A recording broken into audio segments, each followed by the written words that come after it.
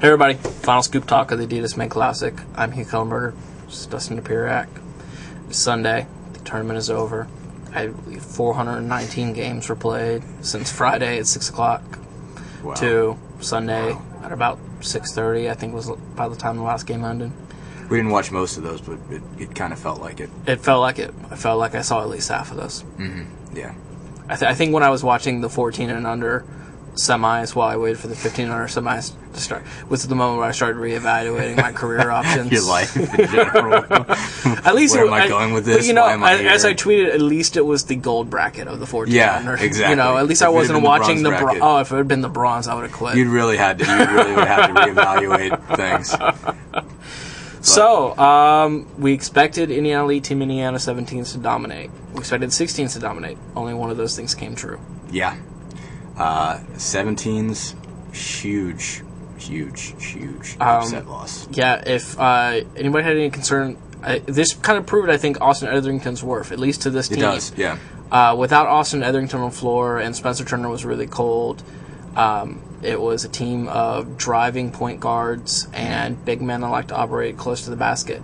Yeah. And give Team Southern Indiana credit. They noticed that, and they packed it in pretty well. They did. They packed it in pretty well, and just, I mean, the 17s just fell apart in just so many ways. I mean, you know, there was just a lot of just general disorganization, and you know, a lot of guys just trying to do it all at once. You know, I mean, there was at least one you know, late possession there, I think, where just everybody was kind of floating around the 3-point line. They were down by 2 buckets. They were down by 4 points, and it seemed to make no sense at all to go for a three at that point unless you had a really open look and a guy who's, you know, money in that situation. And Jeremiah Davis ended up taking a three, and that more or less sealed the deal from that point. I mean, they were really kind of playing desperate after that. Dustin, you've seen Jeremiah Davis play a few times now this spring. I've seen him going back a couple of years now.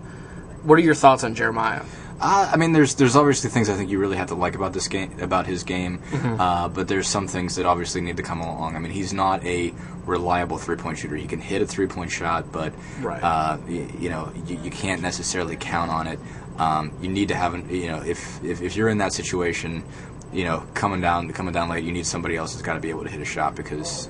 Yeah, you haven't really seen him do that consistently. And I get the feeling that he thinks he's a better 3-point shooter than he is. I definitely think so, for sure. There was you know, there was a bunch of guys on the floor at that point that could make a 3-point shot but couldn't do it consistently. Well, Spencer Turner can make a 3-point shot consistently, but he couldn't do it today. Right, and they weren't. He likes the ball in the corner. He has to adjust. You know, he likes the ball in the corner. He likes the ball off the set stuff. Right. College, he's going to have to come off the screens and be able to pop and shoot. And those weren't falling today for him. No. So yeah, that was kind of messy. And Cody Zeller had problems getting putbacks. He had a bunch of rebounds. He was not very strong today. Marshall Plumlee looked really tired. He was not very strong. You could make a case that Vinny Zalo brought the most energy among the big men. Yeah. And Yogi Ferrell was probably the best player on the floor, and he was the guy playing a year up. So. Right, yeah.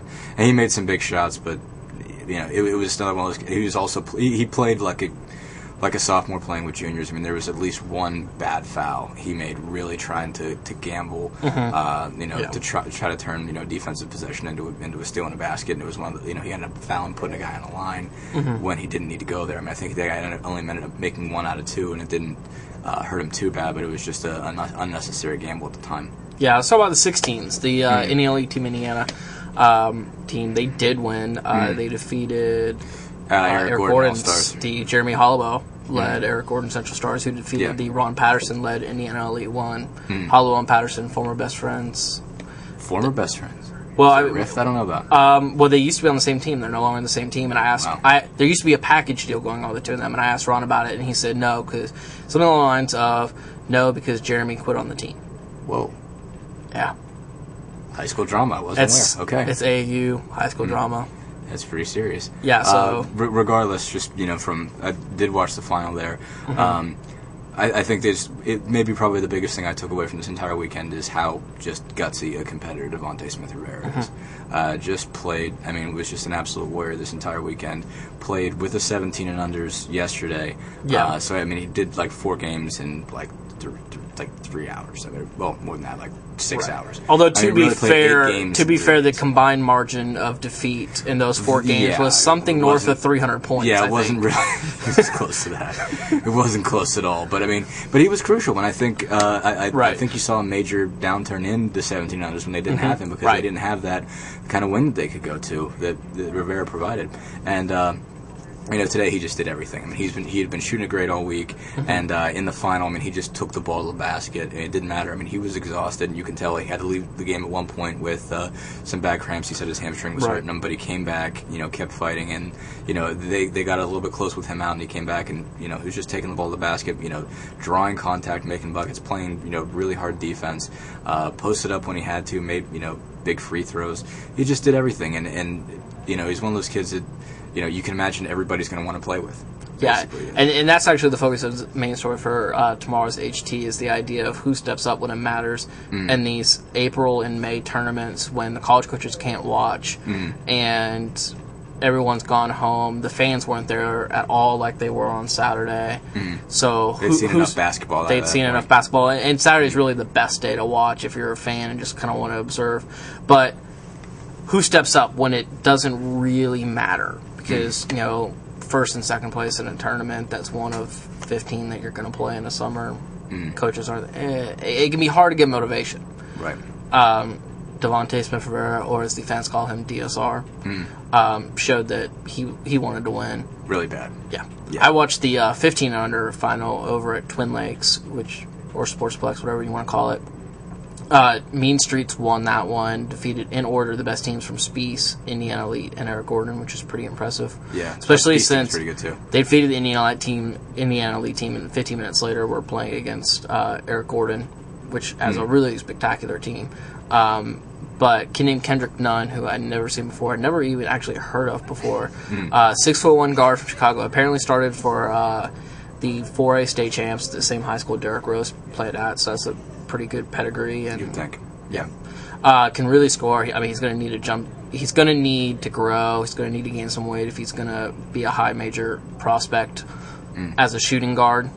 But kid was great today. 26 points, just blew past Eric Gordon, guys who had blown past everybody the rest of the weekend. Yeah. So yeah, it really looked like they were going to run away with it from everything we were hearing all week, and I was really stunned to hear when you told me they didn't win.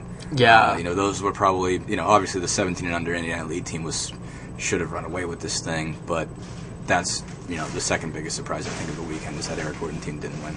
Yeah, guys were playing 4 games in a day. I mean, it's a different. The judgment only makes so much sense in these cases, but it was still a surprise, I think, in both cases. Yeah. Overall, the whole scope of the weekend, Dustin. What do you feel like is the number one thing you learned? Well, I mean that's a two-sided question, I guess. What I learned about covering these things? Well, that it's a complete craziness, and 220 teams is a lot of teams. But I guess in terms of from a basketball standpoint, I think you just see that there's a lot of talent in these next couple of classes, especially the 2012 class. There's a lot of guys out there that, and you got to say Indiana's in on all of them. If they're not. They might not necessarily get all of them. They're not. They're not. They can't get all of them. They obviously can't. There's too many. Yeah. There are only so many scholarships. Right. As you have pointed out. Yeah. That's going well. But yeah. I mean, there's a lot of guys out there, and Indiana is involved with all kinds of players that can really help. I mean, Gary Harris kind of blew everybody away this week. I mean, that's the one guy that you hear everybody talking about. But also in Hannah Perea. I think people were talking about him already, but this is the first time I'd really seen him up close, and it's just he has absolutely incredible athleticism. Yeah, it's genetic freak. Yeah, no, I can't believe a human being's built like that. I can't. It's out of hand. It's out of hand. That's all there is to it. And people, that length, that ability to jump, it's scary. Maurice Creek was literally falling over, just like pounding the floor and laughing when Perea dunked one today. It's just because we were all just like standing like, how do you do that? I actually saw Perea this morning dunk over a kid's back, and the kid got called for the foul about Perea. I don't know how that happened. That's a superstar call. It's a superstar call. It's AAU officiating. It is the Adidas May Classic in the books. It's done. We will have more coverage in the coming days. Perhaps a live chat with Inside the Hall on Monday. Wow, that'll be fun. Yeah, it will be fun. It's been a while since we've done one of those. It has been. I'm excited. Thanks for joining us. Hope you join us for that. Bye. Record with eyesight.